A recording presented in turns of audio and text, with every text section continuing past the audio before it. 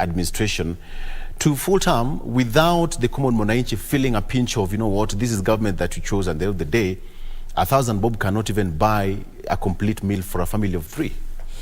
Well, to be a bit realistic is that for the last 2 years, the disposable income of Kenyans has greatly eroded because of the high cost of living.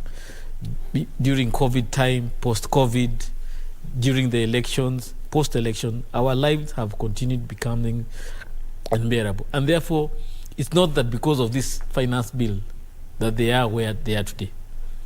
Probably, there will be a marginal increase in terms of the cost of living. But also there are some areas where we believe there will be a decrease in terms of the cost of living.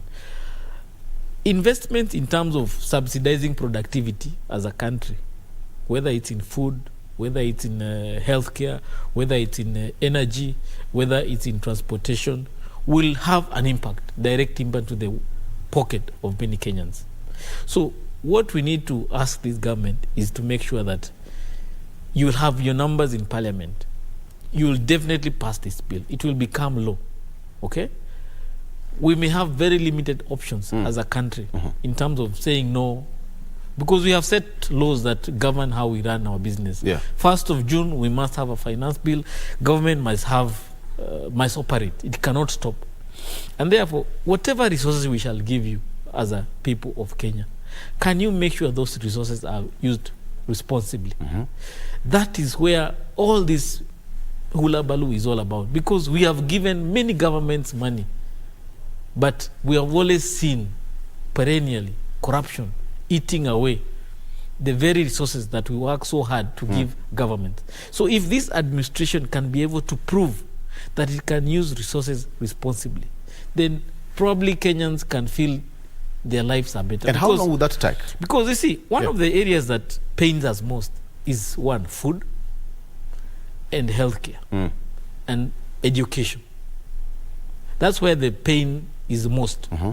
In terms of transportation and cost of transport, not many Kenyans are always on roads.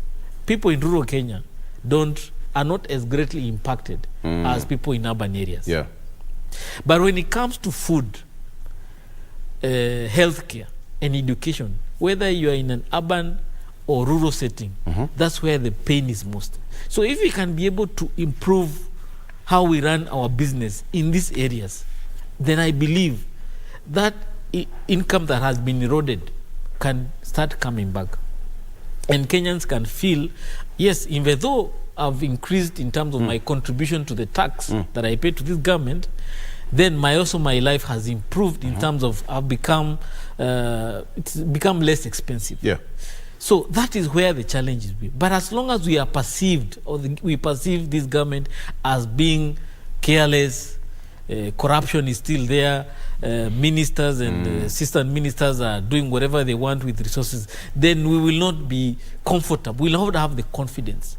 The discussion about this finance bill has not been about the taxes as much, but the most underlying issue has been the confidence we have in terms of this person we are giving this budget.